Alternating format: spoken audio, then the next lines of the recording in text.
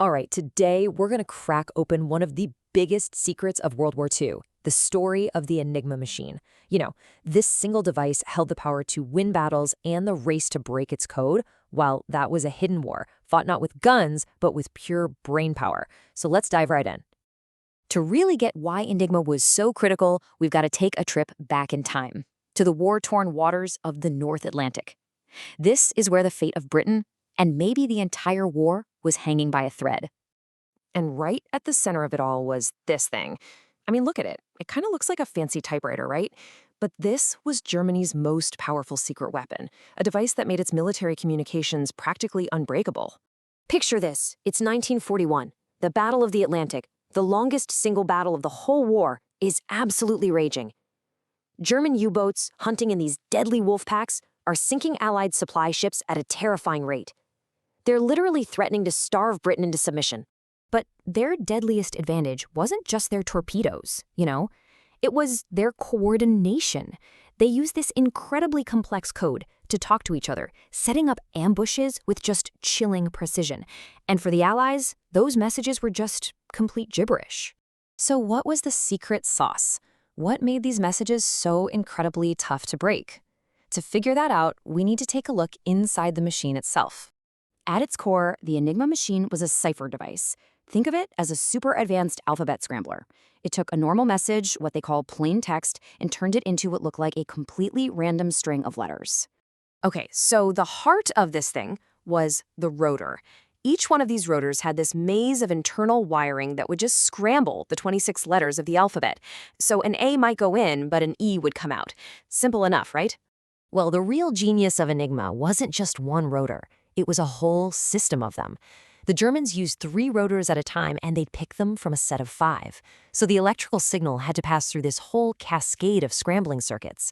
This didn't just add complexity, it multiplied it, creating millions and millions of possible combinations. So here's how it would work. An operator presses the A key. An electrical signal shoots through all those rotors, bounces off a reflector at the end, goes back through the rotors on a different path, and finally a lamp lights up, in this case, B. But this is the part that made Enigma an absolute nightmare to crack. Every single time a key was pressed, the first rotor would click forward one step, completely changing the internal wiring for the next letter. So if the operator pressed A a second time, it wouldn't be B again. Nope, now it's F. The code was always changing. A machine this clever couldn't be beaten by just one person. No way. It took an incredible international team of some of the most brilliant minds out there, all working in total secrecy. At this top-secret place in Britain called Bletchley Park, the Allies put together this amazing covert team. These weren't your typical soldiers. They were academics, chess champions, mathematicians, and linguists, and they were facing one of the greatest intellectual puzzles of the 20th century.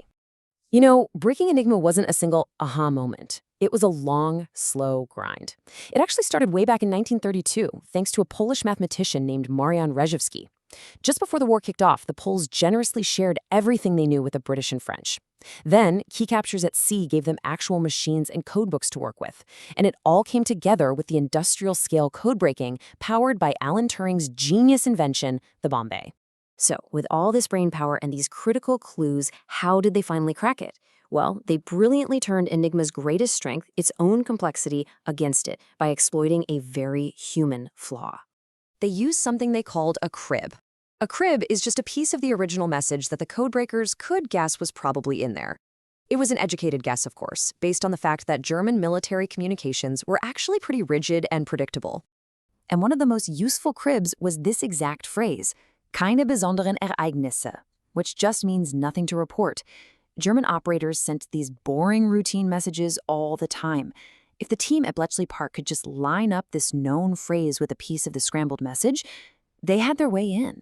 A crib was like the key that could unlock the door.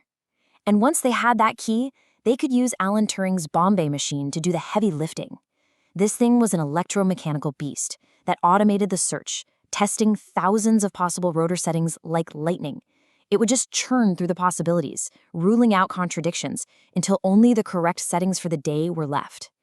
It turned a job that could take days or weeks into just a matter of hours. I mean, cracking the code was an absolutely stunning achievement. but it was the intelligence they got from it, which they codenamed Ultra, that really, truly changed the course of the war. And hey, don't just take my word for it.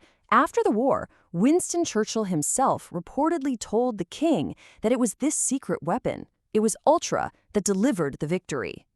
The scale of the impact is just staggering. It's tough to be exact, of course, but many historians believe that the intelligence from Ultra shortened the war by at least 2 years, maybe even 4. Think about that. And the results were so real, so decisive.